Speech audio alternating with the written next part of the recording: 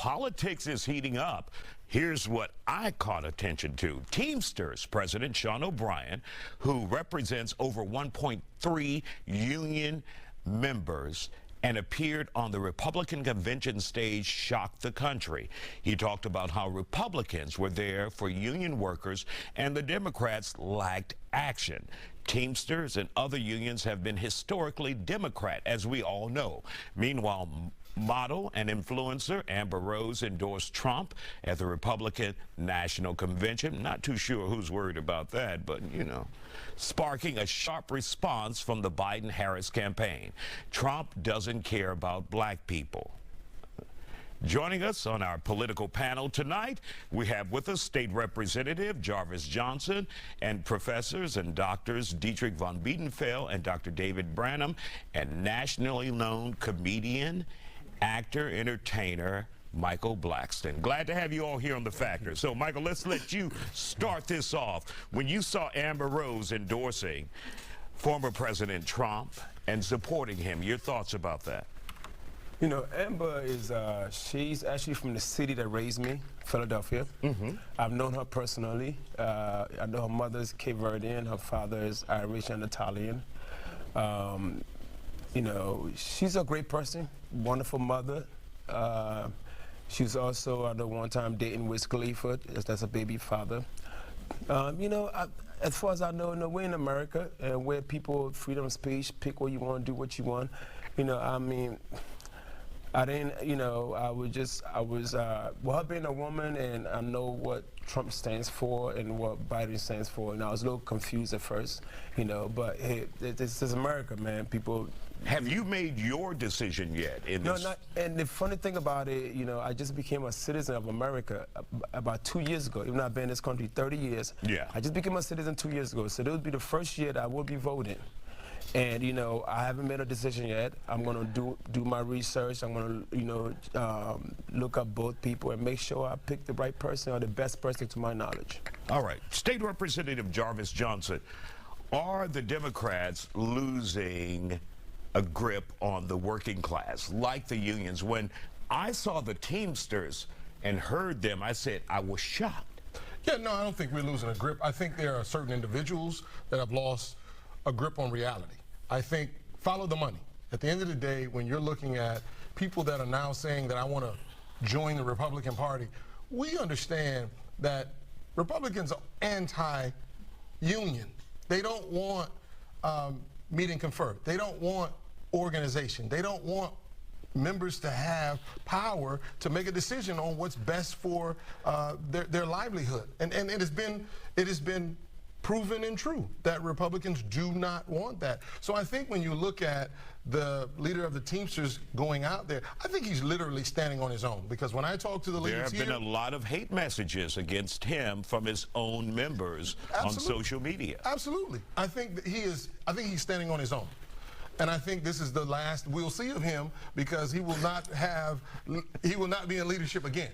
Because this, you'll see once, if in fact Trump does be successful to become the president, he won't be there. Because at the end of the day, Trump will not support union. He will not support union workers. He will not support the working class, as he has demonstrated over and over again. And so I think we need to step away when it comes to Democrats talking about we're going to go and support the Republicans. That is not what we're about. We need to get away from that and understand we need to stand tall for what our values are of supporting the working class. All right, let's bring in Dr. David Branham. Did you see any surprises at the RNC convention? Individuals who have typically been loyal to the Democrat Party. Well, the thing is that there's been a transformation in the Trump era, where you're seeing a lot more college degree people going to the Democratic Party. The elite people going to the Democratic Party. Find somebody in Hollywood who's a Republican. It's really difficult. But at the same time, there's been a transformation of the working class coming over to the Republican Party. So the constituency has actually changed. Representative Johnson's talking about, you know, what the message is. But Trump's message is getting through to a lot of people, and he says it's not really reality, but for them right now, it is reality. So there is a transformation going on, and the working class are much more likely to vote Republican than they did before. Dr. Dietrich von Biedenfeld, for you, when you hear so many African-American male celebrities like Ice Cube and others are at least giving former President Trump the opportunity to make his case before them, your thoughts about that? I think it shows that people are waking up to the echo chamber in Hollywood, and that is that there are realities that are created, and then you have a reinforcing loop of behavior and ideas, and then you step out of it and you say, well, wait a second, what are the statistics showing me? What's the data revealing? And when you do your research on employment numbers or other things, you may step outside of a predetermined mold.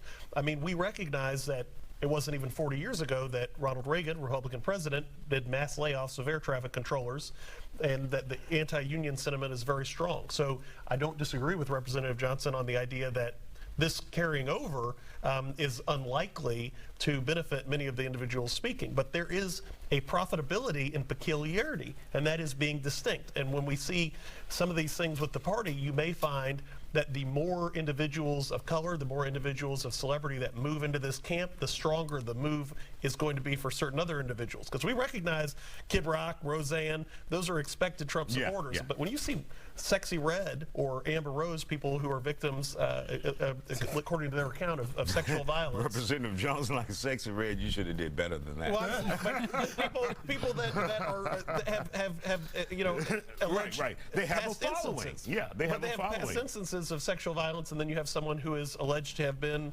a perpetrator of that violence. There is some sort of cognitive dissonance where you're like, wait a second, this guy? So I think that's gonna. I don't think that's gonna be huge, but there is a profitability in it. And then there's also the connection to Kanye West. And really quick, we got to wrap this up, but Representative Johnson, you have had an issue with Centerpoint here in this city. Yeah. And this is back to home to the Hurricane Beryl or Tropical Storm Beryl. So let's hear what you have to say about that, because you've had Michael Blackston here with you working in the community. So I got to thank Michael Blackston and Little Dirk, who have donated tons of money so that we can go out and help seniors cut trees out of their yards, make sure that we can give water, ice, and food, things of that sort. We have to do a better job as legislators, as senators, and certainly as the governor and lieutenant governor. We have to put laws in place that hold Centerpoint more accountable to make sure that trees are cut, that make sure that we have poles that are reinforced or buried. We have to do a better job. It's not lip service. This has to be about law. And right now, Centerpoint is just simply following the law that we put in place, which is weak, but we have to do a better job. And I think in the next session, you'll find that laws will be put in place. And in the last 20 seconds, Michael Blackston, why did you find it important to come here to Houston and help out? Houston is one of my favorite places to perform. Every time I come to Houston, I sell out every show.